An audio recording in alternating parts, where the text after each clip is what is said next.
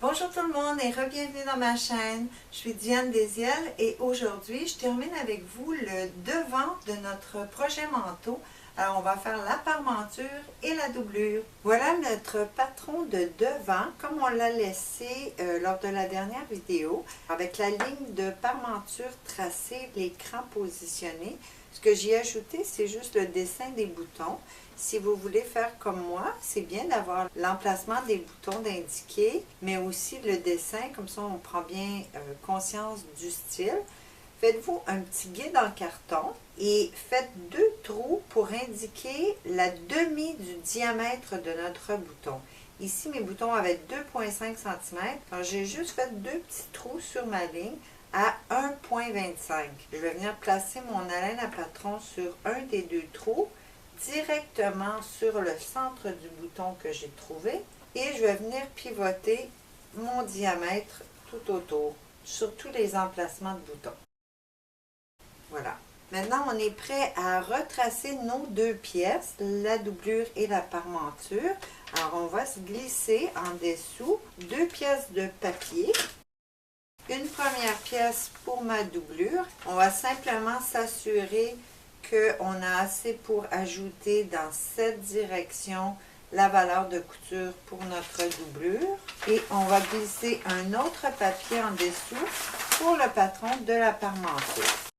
Encore une fois, on s'assure de pouvoir ajouter une valeur de couture vers la doublure cette fois-ci. Ensuite, vous allez pouvoir épingler toutes vos pièces de patron ensemble. On va aussi plier notre extension pour la poche parce que la doublure n'aura pas de poche. Et on va pouvoir tracer la ligne de parmenture et l'écran pour les 2 nouvelles pièces de patron. Maintenant, c'est à votre choix. Vous pouvez tracer avant de découper ou simplement suivre le contour de votre patron et découper tout autour. On peut maintenant retirer les épingles et le patron du devant. On va aussi retracer notre ligne de parmenture sur nos 2 pièces.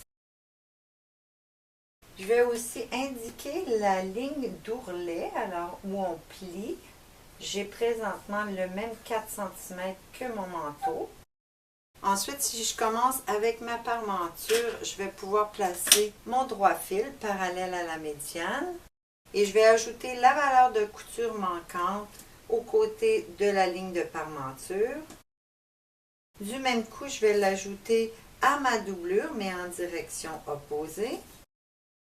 On va terminer le patron de la parmenture. Je vais vous demander de simplement retirer l'excédent de l'ourlet pour garder seulement qu'une valeur de couture au bas. Alors, je retire 3 cm au bas. Je vais lui mettre mes indications. Alors, la parmenture va être taillée 2 fois en tissu et elle va être taillée 4 fois en entoilage. Je vais vous expliquer le pourquoi on fait 4 fois en entoilage lorsqu'on va terminer la pièce du devant. Maintenant, on peut découper pour enlever l'excédent au bas et à la ligne de parmenture. Maintenant, je vais vous demander de replacer votre patron du devant en dessous, la parmenture par-dessus, pour pouvoir obtenir le petit cran que j'ai oublié de retracer en haut, qui est le cran de médiane. Alors, notre cran médiane qui est sur le patron du devant. Et on doit aussi l'indiquer au bas, juste ici, vu qu'on a coupé le 3 cm au bas. Pour l'instant, on va garder la parmenture comme ça. On retire le plan et on va travailler sur le patron de la doublure. Pour celui-ci, le droit fil est aussi parallèle à notre ligne de parmenture. Le patron de doublure va être taillé 2 fois en doublure. Tout comme on l'a fait pour la doublure du dos, on va faire la même chose. On retire 3 cm au bas ou, si vous préférez, garder 1 cm de valeur de couture. Et pour trouver les crans de pliure de doublure, on fait le même calcul. On additionne ce qui se retrouve en bas de la ligne finale, de la longueur finale du manteau pour le tissu. Alors, mon ourlet était de 4 cm. Pour la doublure, j'ai 1 cm. Le total, on le divise par 2. Ça nous donne exactement l'emplacement des crans pour la doublure. 2,5 pour moi. Maintenant, on peut retirer l'excédent de papier côté parmenture et à l'ourlet. Il ne nous reste qu'à placer nos crans. Ici, je vais reprendre mon patron de devant. J'avais oublié aussi d'indiquer mon cran de taille et mon cran d'emmanchure. Alors, avec l'aide de mon patron de devant, je vais simplement cranter ces deux endroits. Et avant de ranger mon patron de doublure devant, je vais venir retourner le patron et indiquer le cran de pliure de mon ourlet sur la parmenture. Alors ce cran ici, on le reporte sur la parmenture. Maintenant, la doublure est terminée. Pour ma parmenture, je vais venir faire mes crans. Et maintenant, la parmenture est également terminée. On va venir faire une dernière petite correction sur notre patron du devant.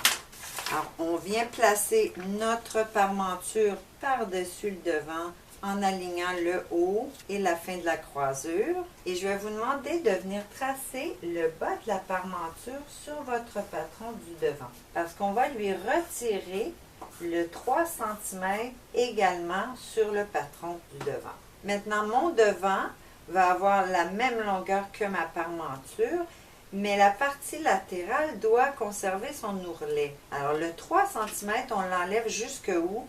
On va l'enlever jusqu'à 1 cm avant la ligne de parmenture, comme ceci.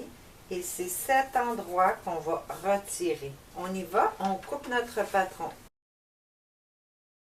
Une fois coupé, on peut refaire notre cran de médiane devant sur la ligne remontée. Et si je vous montre, parce que c'est quand même un point facile mais important, je replace la parmenture. Vous allez constater que du bout de la parmenture avec la valeur de couture jusqu'à mon coin retiré, je devrais avoir de là à là, je devrais avoir 2 cm. L'explication du coin vidé, vous allez très bien la comprendre lorsqu'on va faire l'assemblage.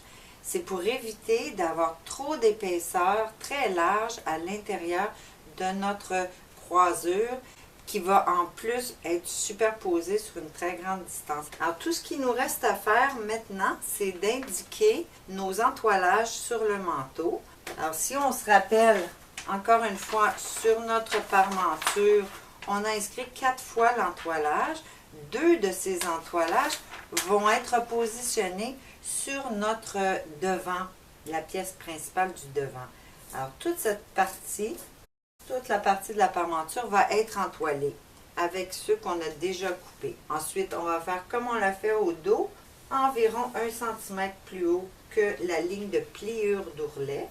Toute cette partie. On aura aussi besoin d'entoilage ou l'ouverture de la poche, environ 6 ou 7 cm. Et on vient se placer une petite référence comme ceci, pour ne pas l'oublier. Il va nous manquer seulement que l'entoilage pour un petit bout de l'épaule et notre emmanchure, comme on l'a fait au dos. Vous aurez besoin d'une pièce qui part de la parmenture ou de la ligne de parmenture et qui s'en vient environ 5 cm en dessous du bras. Cette petite pièce ici, encore une fois, si c'est pour l'industrie, on va faire une pièce de patron. Mais ici, comme c'est pour faire un simple manteau, je vais seulement m'indiquer où je dois poser de l'entoilage. Maintenant, on peut dire que notre patron de devant est complètement terminé avec nos 3 pièces, devant, parmenture et doublure. C'est tout pour aujourd'hui. J'espère que vous avez apprécié. Ne manquez pas la prochaine vidéo. On termine le patron de la manche en faisant la doublure et je vous montre à faire une belle finition de manche tailleur avec le coin en onglet.